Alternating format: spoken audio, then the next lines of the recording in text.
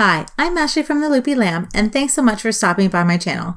Today we're going to be reviewing this book, Making with Meaning, More Than 20 Meditative and Creative Crochet Patterns by Jessica Carey from The Hook Nook.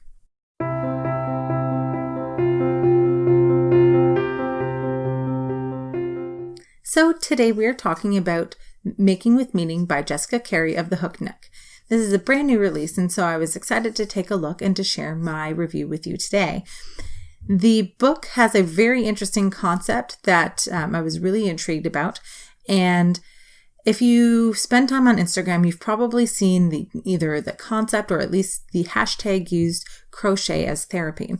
And if this book seems to embody that idea or that concept and take it a step further to not just use crochet as therapy, but the projects in the book are used together with Jessica's guidance to create a kind of guided meditation process to give you, the maker, more mental space to create with intention and to focus on personal growth with the use of craft. And so I really liked that idea. It was really cool. Reading through the book at the very beginning, Jessica talks about her intentions behind the book and how the book is broken down and what those different areas or concepts technically mean. So there are 5 different concepts or areas in which the book is broken down into. And there's gratefulness and motivation, perceptive and mindfulness, intention, love, and acceptance and forgiveness. So those are the 5 different areas that Jessica focuses on in the book. And so the book is broken down into those sections with patterns to work on while you're kind of focusing on those concepts.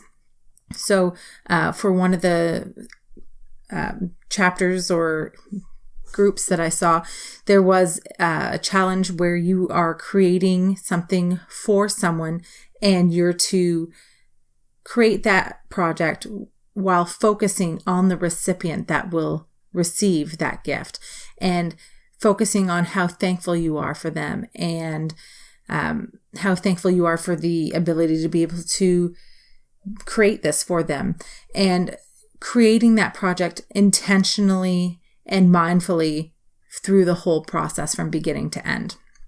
So again, kind of cool concept.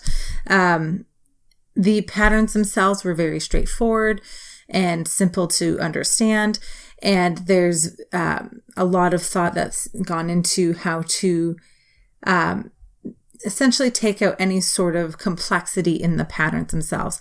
Almost all the patterns have a simple 2 to 5 row repeat.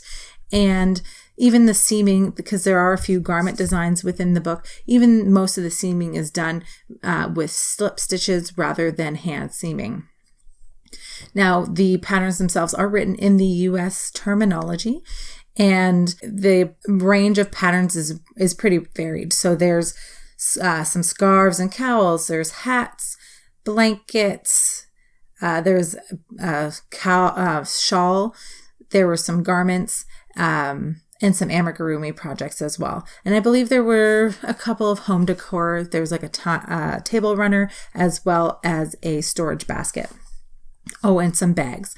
So quite the variety of different projects. And again, they're simplistic so that way you can let your muscle memory take over and kind of just go with the rhythm of the stitches in order to give yourself that mental space to be able to focus and meditate on either whatever, if you're following the guided process or something that you want to focus on yourself in order to, again, give yourself that space for personal growth.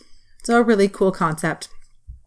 If you are a beginner, most of the patterns are relatively accessible for a beginner. My only caveat for that is that for the garments in the book, they do give you that you need to have a gauge, but in the resource section, there's nothing stating about matching gauge or how to measure gauge and why it's important. If I was a beginner picking up this book and I was eager to get started and I'm focusing just on the project, I might not know that I need to measure gauge or even to block my project. And so I might be disappointed when this beautiful cardigan that I'm attempting to make either turns out like a tent or a shrug, depending on how I'm crocheting. So, those are obviously extremes, but just something to keep in mind. That wasn't included, but overall, I'd say most beginners should be capable of picking up most of the projects and completing them. So if you are interested in making with meaning, I'll include a link to that in the description box below. It is, like I said, it is definitely accessible for people that are newer to crochet, and would be definitely a good read for those that are interested in making more with intention and going through that meditative guided process with Jessica throughout the book.